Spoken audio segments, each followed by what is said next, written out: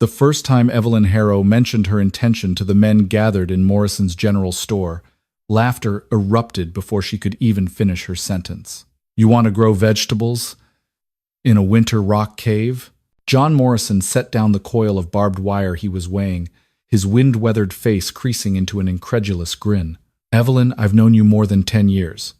You've always been practical, never fanciful. What on earth makes you think this now?"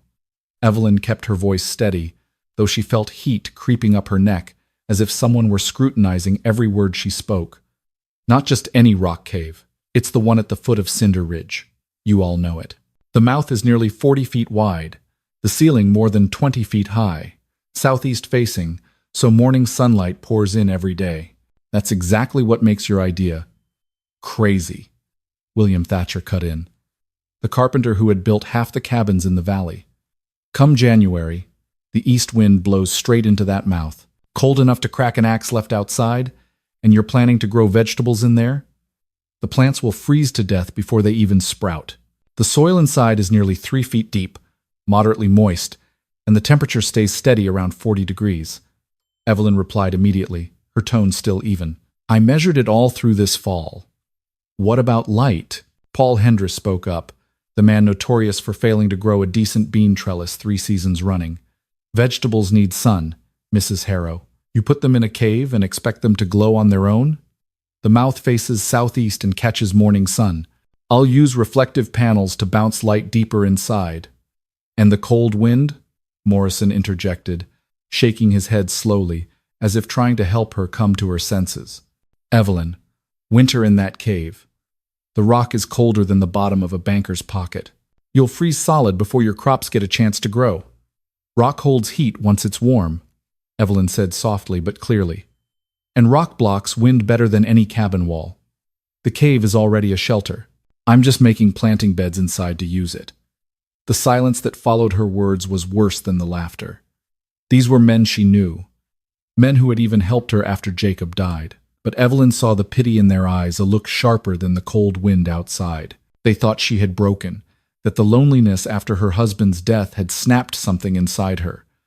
They believed a widow was grasping at the impossible. Only one person had ever believed in her completely, Jacob, her husband, but he was no longer here to say it. She thanked Morrison quietly, gathered her bags of seeds and rolls of covering cloth, and walked out of the store in silence. Outside, the wind howled through the valley, whipping her scarf. Evelyn gripped the oil lamp tightly in her hand, and with steps that did not hesitate, she headed straight toward the rock cave everyone called Winter's Grave. She knew better. It was the only place still holding life. The next morning, while a thin mist still clung to the silvered pine trunks on the slopes of Cinder Ridge, Evelyn Harrow returned to the cave Jacob had once taken her to during a rain-soaked afternoon 7 years earlier. The mouth opened like a natural vault, roughly 45 feet wide from left edge to right, the ceiling 26 feet high enough to hold an entire granary if someone were bold enough to try. Her footsteps on the earthen floor echoed deeply, 3 beats rebounding before fading, suggesting the cave stretched at least 80 feet back by her initial guess. Outside it was only 20 degrees Fahrenheit, her breath freezing into white clouds, but when Evelyn stepped about 5 yards inside, the mercury thermometer she carried slowly climbed to 38 degrees Fahrenheit. 1 more yard, 39.5 degrees Fahrenheit. 3 more yards, 41.8 degrees Fahrenheit.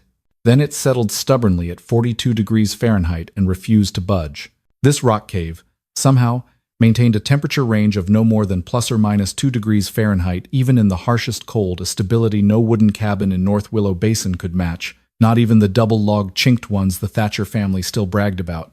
Evelyn raised the oil lamp high. The flame tilted gently backward, hinting at a steady updraft. She followed the airflow and found the source. A jagged crack about 30 feet long, snaking across the ceiling, 3 to 4 inches wide at its widest opening. A gentle current of cold air rose through it like a natural chimney. That kept the cave from trapping dampness, the factor that turned so many rock hollows in the region green and black with mold by early winter. She pressed her hand close to the stone face and felt the even, unrippled chill. No turbulent drafts, no sudden hot-cold spots critical for roots. Evelyn jotted quickly in her notebook. Airflow, 0.3, 0.5 feet per second. stable, no vortices. Good for thin leaves. She moved deeper, where the light weakened but never fully died. From about 12 feet inside the mouth, she studied the early morning beam. November sun followed a low arc, striking at 28:32 degrees. Light bounced off the eastern wall, creating two secondary bands, one nearly 3 feet wide, stretching 8 feet inward, the other narrower but steadier. She marked each point with pebbles and noted the times.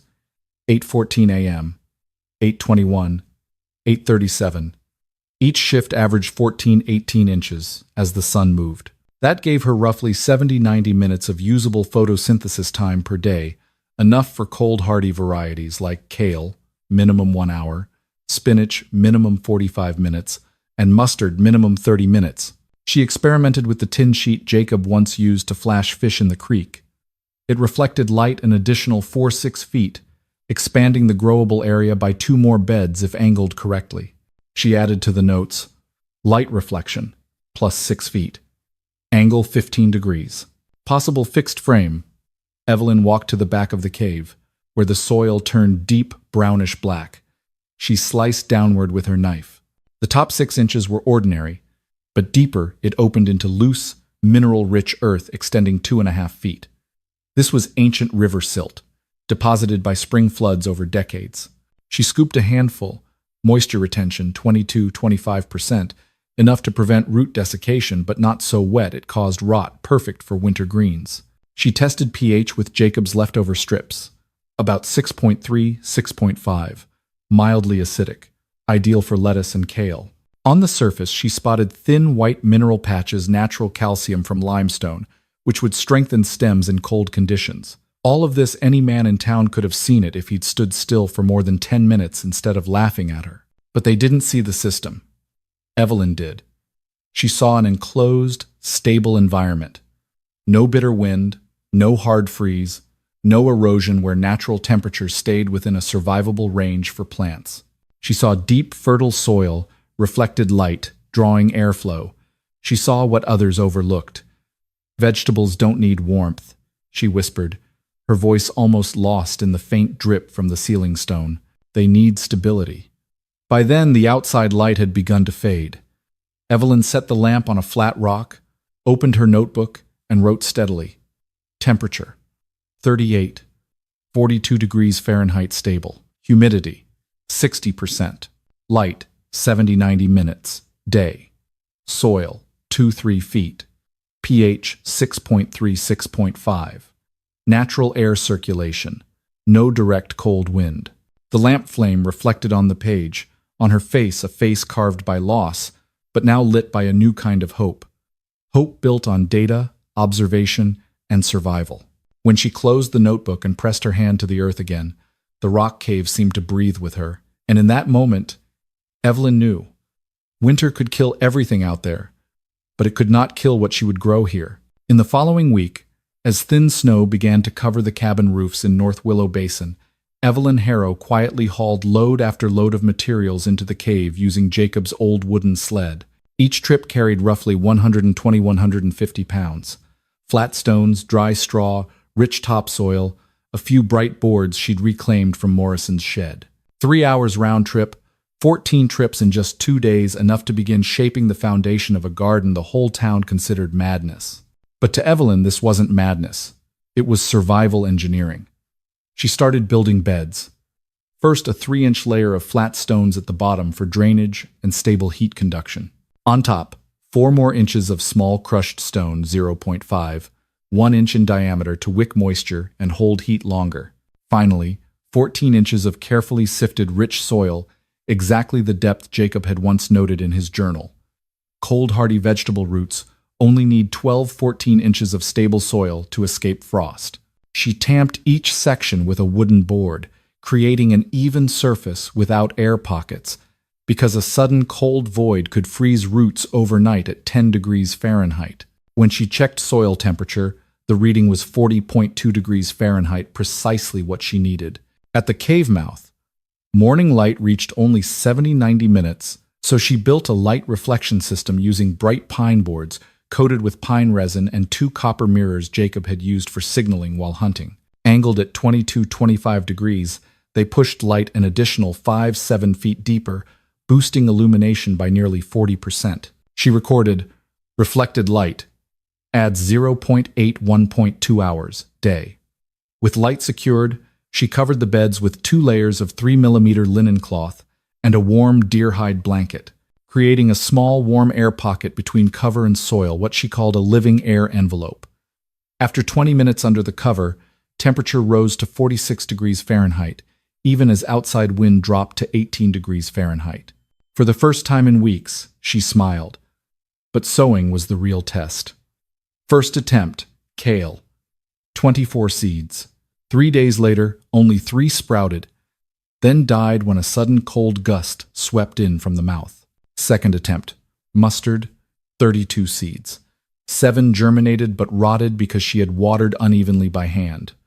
Third attempt, winter lettuce. 40 seeds. Only 5 survived past day 4.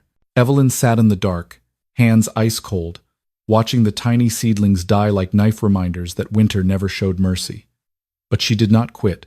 She adjusted airflow by erecting a small wooden baffle, reducing incoming wind speed from 1.2 feet per second to about 0.4 feet per second, enough ventilation without cold shock.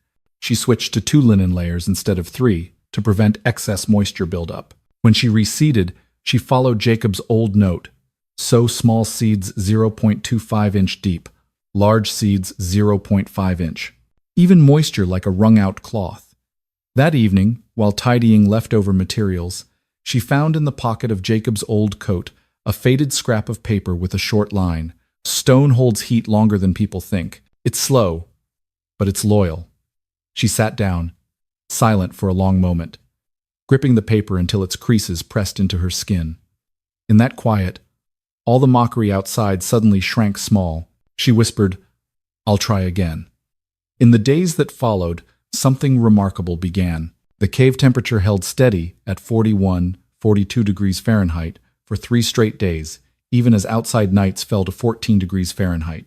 The rock walls radiated a faint warmth about 0.5 degrees Fahrenheit when measured close to the surface enough to prevent sudden cold spots. Combined with deep soil and the microclimate cover, these factors created an environment almost ungoverned by winter. And then one morning, when Evelyn lifted the cloth, she saw 19 out of 40 lettuce seeds had germinated. Pale green baby leaves trembled slightly in the draft from the ceiling crack. She pressed her hand to the soil and felt steady 24% moisture. Perfect. Still, the neighbors kept mocking. They watched her haul straw bundles into the cave and laughed. Mrs. Harrow's building a winter tomb for vegetables.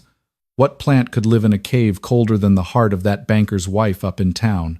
Evelyn heard it all, but she never stopped working, because every time she stood inside the cave, she felt a thin, fragile warmth rising from the stone walls, the same feeling as when Samuel first tried lighting a fire in his cabin in the old story. It wasn't the warmth of fire.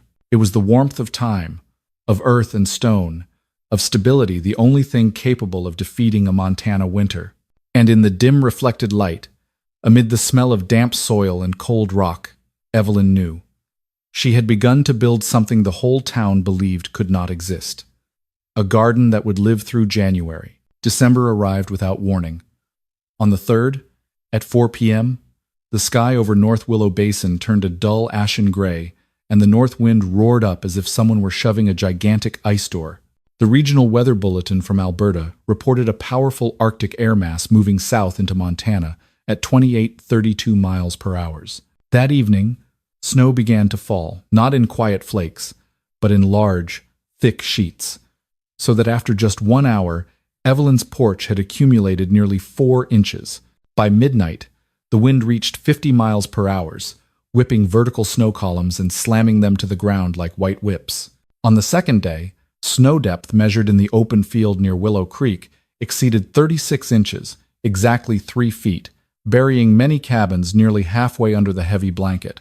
Temperatures slid from 10 degrees Fahrenheit the previous morning to minus 14 degrees Fahrenheit, then minus 21 degrees Fahrenheit, and by the evening of the second day hit minus 27 degrees Fahrenheit, a level the old-timers in the valley said came only once every few decades. All of North Willow Basin sank into frozen chaos. Potatoes in the Morin's root cellar split along cracks 4 inches long. Whitlow's beets froze so solid they made a dry crack when touched. The Cades chicken coop lost 17 birds in a single night because wind poured through roof gaps. Several cabin chimneys were blown askew, partially collapsed, or blocked by ice dams, forcing a few families to evacuate into the storm simply because their homes filled with smoke and became unlivable. But Evelyn's rock cave was different. On the afternoon the storm began, when she heard the wind screech like tortured metal, Evelyn immediately ran into the cave to check the beds. Her oil lamp nearly tore from her hand as she stepped out the door, but 3 yards past the mouth the wind vanished. Only an even, directionless chill remained. Evelyn pushed her soil thermometer 3 inches deep as usual. The reading, 41 degrees Fahrenheit. Exactly the same as before the storm. The lettuce leaves drooped slightly, the kale trembled a little, but not a single plant froze. Moisture under the cover held at 23%. She jotted quickly. No thermal shock.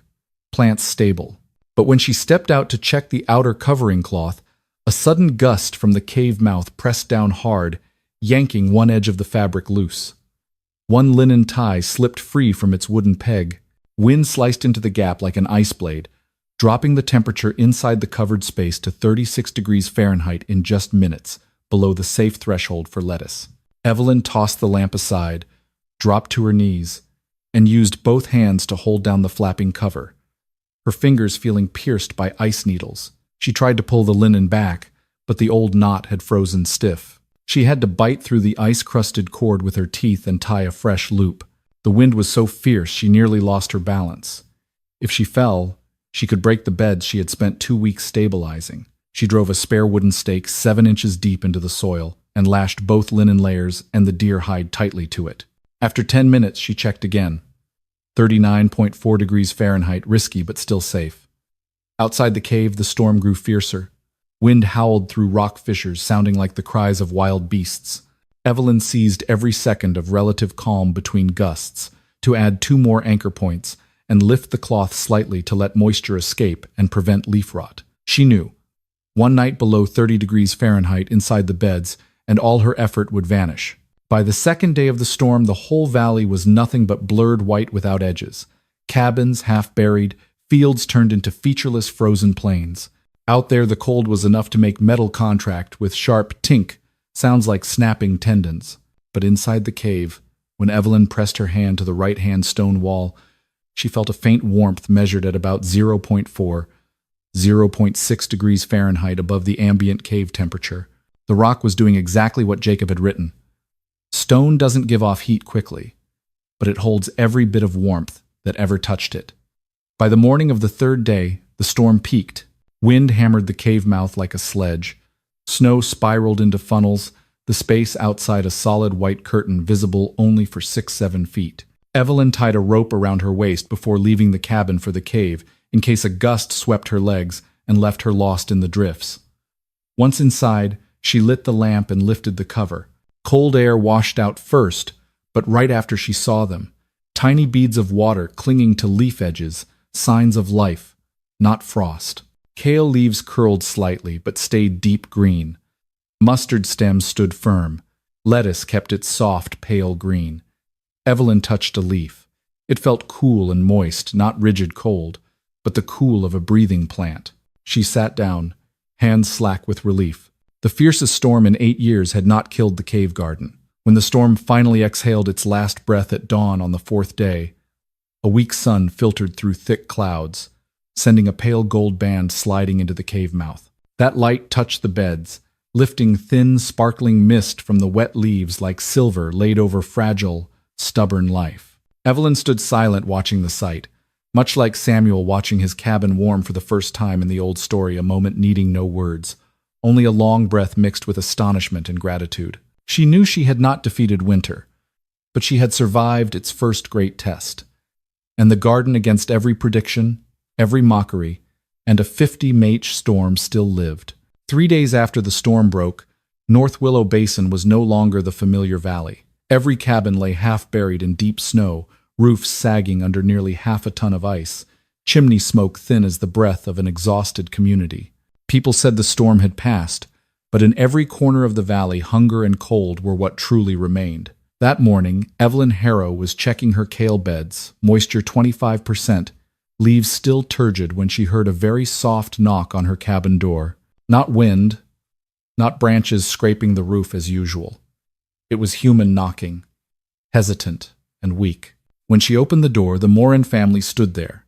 Thomas Morin, face pale and cold, his wife Mara holding their 3-year-old daughter shivering violently in a thin blanket. The 2 older children huddled behind their father.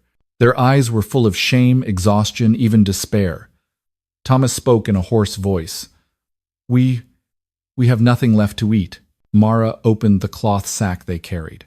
Inside were potatoes cracked open from frozen cell rupture, each split 2-3 inches long, the flesh already darkening. Thomas swallowed hard. "Our root cellar dropped to 21 degrees Fahrenheit last night. Half is ruined." Evelyn said nothing. She only nodded, took the oil lamp, and told them to follow. She led the family through snow, heavy as stone, along the path she had cleared during the storm. When they reached the cave mouth, the Morin children stared wide-eyed. The ground inside carried no ice, no skin-cutting cold. It was quiet, cool, and stable, as if winter had never entered. When Evelyn lifted the cover, the whole family nearly held their breath. Before them were beds of green young lettuce, curly mustard, deep green kale, all standing upright, tiny beads of moisture on leaf edges. Mara covered her mouth. "Lord." "In January." Thomas only whispered. "We were wrong about you, Evelyn. Completely wrong." Evelyn did not reply to the apology. It wasn't necessary. She simply cut a large bunch of lettuce, some kale, and a handful of mustard, wrapped them carefully in linen, and handed them over. She instructed how to keep them warm. Don't let them touch cold stone. Line the basket bottom with straw. Eat the tender leaves first. As the Morins left, their eyes were different, no longer pitying as they had been at Morrison's supply house, but respectful and grateful. But they were not the only ones who came. That same afternoon, the Cade family appeared. Both husband and wife brought their 7-year-old son, the boy's face purple with cold. They carried a jar of cooking fat meant to last the winter, but the fat had solidified, cracked on the surface, turned into a hard white block no spoon could pierce. "Our storage shed. The roof collapsed. Mister," Cade said, "we have a few carrots, but they're frozen solid. Nothing edible left." Evelyn led them inside. When the cover was lifted, Mrs. Cade burst into tears and touched a kale leaf as if touching something unbelievable. Evelyn gave them enough greens for a week and advised, "Heat water, then hang the fat jar high, a yard above the stove. Let it melt slowly, too hot, and it will separate." That evening, the Whitlow family knocked. Their youngest was coughing hard, body shaking with cold. The child was only 4. The food they brought had all turned to stone. Dry beans desiccated, flour clumped, salted meat jar cracked at the bottom. Evelyn walked ahead. They followed, entering the cave in complete silence. When the lamplight fell on the mustard bed, the child's eyes lit up for the first time in days. Mrs. Whitlow trembled, hand to her mouth. I don't understand. Why isn't it cold in here like outside?" Evelyn pointed to the stone wall. "The rock holds warmth from earlier days, and it keeps the wind out." Everything she said today had once been laughed at in Morrison's supply house, but in the stable darkness of the cave, no one laughed anymore. Evelyn shared greens with them and instructed how to warm the child. Use 2 blankets. Layer straw between. Let the baby breathe warm steam from a pot of hot water. The 3 families left the cave with small bags of greens, but full of hope. And the news spread faster than the post-storm wind. That night at the little hilltop church, people whispered, "Widow Harrow's garden is real. She has vegetables. In January." Maybe she wasn't crazy like we thought. The next morning, the knock came again. Then afternoon. Then evening. No one mocked her anymore. No one spoke of her building a winter vegetable tomb. There was only one question. "Mrs. Harrow, could we have a little greens for the children?" And for the first time since Jacob's death, Evelyn no longer felt alone on this land. The cave garden had become what connected her to the whole valley, a place where winter seemed to have taken everything. In the days after the storm, as rumors of Widow Harrow's January garden spread across North Willow Basin, Groups of people began coming to the rock cave, no longer with doubt or pity, but with the eagerness of those discovering something that defied every rule they had known. Evelyn hid nothing. She stood right among the beds, holding her goatskin notebook, and explained everything as if passing down a science older than Montana winter itself. She pointed to the stone wall, its gray-green basalt face. "This is the first reason," she said. "Basalt is dense. When it absorbs heat, even just 1 or 2 degrees at noon, it holds it for a very long time. This rock takes nearly 8–10 hours to cool 1 degree Fahrenheit. The cold night outside isn't enough to pull away all the warmth it stores." The Morin man touched the stone face. "It isn't as cold as the rock in the yard," he whispered. Evelyn nodded. "Because yard rock faces wind. Wind carries heat away by convection. The cave has no direct wind." Then she led them to the mouth. "The second reason," she said, raising the lamp. The flame stood almost straight, barely deflected. "This is the dead air zone. Without wind, heat doesn't escape quickly. Wooden cabins lose heat mostly because wind sucks it through board gaps. But in this cave, even if it's 30 or 50 miles per hour outside, the airflow doesn't reach more than 2 yards in." Paul Hendris nodded vigorously, as if understanding for the first time why his grain shed was always colder than expected. Next, Evelyn pointed to the soil. She sliced a corner with her knife, revealing yellow straw mixed with wood ash underneath. "Ash does 2 things," she explained. 1. It holds moisture evenly. 2. Mixed with straw, it creates an insulating layer. Heat from the warmer upper soil isn't drawn away too fast downward. She pinched some ash in her hand. Ash also retains a little heat, small, but enough to keep roots above freezing. Roots die at 32 degrees Fahrenheit. I keep them at 35, 37 degrees Fahrenheit. She pointed to soil deeper than 3 inches. The thermometer there still read 40 degrees Fahrenheit, despite minus 18 degrees Fahrenheit the night before. A woman whispered, "I never thought ash could do so much." Evelyn continued. She led them to the reflector panels made of bright wood and copper mirrors. Winter light is only about 70–90 minutes each morning, but kale and mustard don't need more. I just give them enough. The mirrors push sun deeper, increasing the lit area by nearly 40%.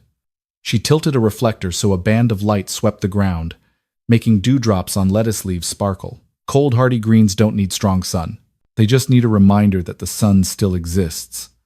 By now, almost everyone understood why her vegetables survived, but Evelyn wasn't finished. She turned, grasped the edge of the linen and deer hide cover, and lifted it. Gentle warmth rose. Enough to feel the air beneath was entirely different from the cave air. "The final reason," she said, "is microclimate." She touched the fabric. "I keep the environment under here at 35–45 degrees Fahrenheit. Cold enough so plants don't grow too fast. Warm enough so they don't die. This isn't spring. It's just a small world where winter doesn't completely control everything." Everyone stood still. She replaced the cover and spoke slowly, as if saying what she had thought for many months. "I'm not fighting winter. I'm just finding a place winter can't reach the roots." No one laughed. No one mocked. Instead came the scratch of pencils on paper as people began noting every figure she gave: soil depth, mirror angles, straw thickness, moisture 22 to 26%, safe temperature ranges for each variety. They asked questions, and for the first time they truly listened.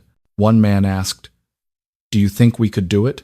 Evelyn looked around the cave, at the faces that once laughed at her, and answered, "If you have a cave, or even just a stable rock hollow, yes. Just understand the principles." She set the notebook on the stone table and opened to Jacob's page. There was only one line: "Stability beats cold." And when she read it aloud, the group fell silent. They weren't just learning to grow vegetables.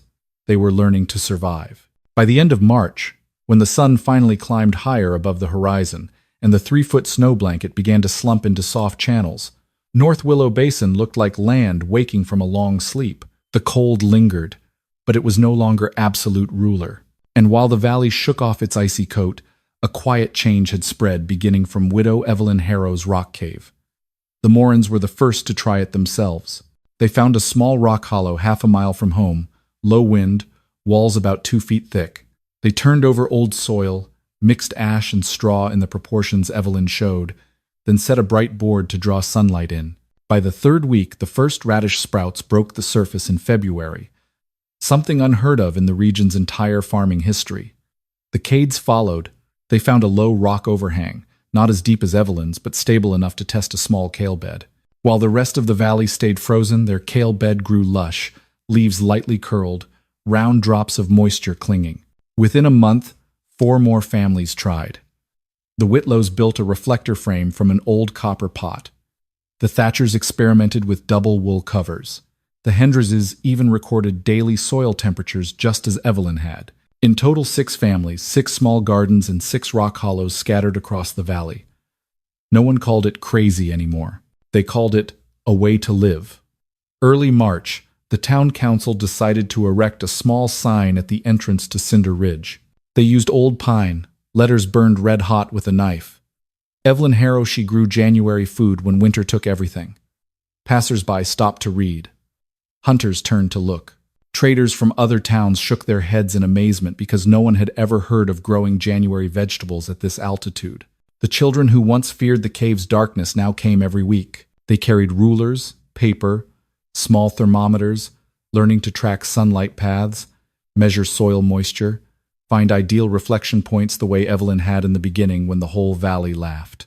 Evelyn watched the children bent over the beds, her heart lightening with the new spring sun. She felt no regret for the months of mockery. She even felt grateful that those words had driven her deeper into the cave, deeper into observations others had overlooked. One morning, as snowmelt trickled in small streams before the cave mouth, Evelyn placed her hand on fresh-turned soil she had prepared for the next planting. Sunlight slanted across last month's beds where new young leaves were already appearing. She heard the drip from the stone vault, distant early birds calling, the smell of damp earth all blending into a rare feeling of peace after a cruel winter. She stood quiet a long time, then said softly, as if speaking to the spring wind just entering the cave, "It isn't winter that kills the crops. It's when people stop searching for where life can still sprout." In North Willow Basin, winter would return. But from that year onward, it was no longer unbeatable.